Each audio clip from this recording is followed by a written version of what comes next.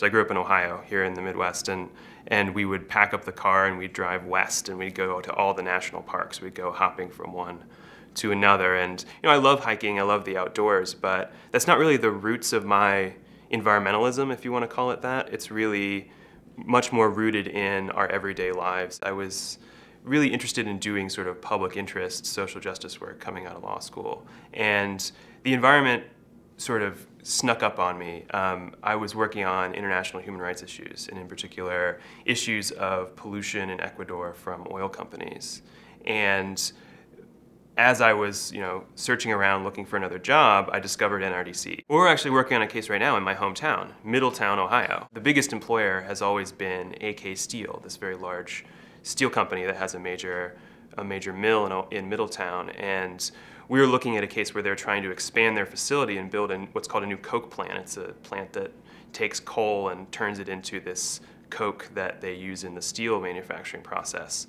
And they've decided to build this facility in what would be, I would consider to be the worst possible place. It's a few hundred yards away from a school where kids play outside at recess. It's like a half a mile away from a nursing home.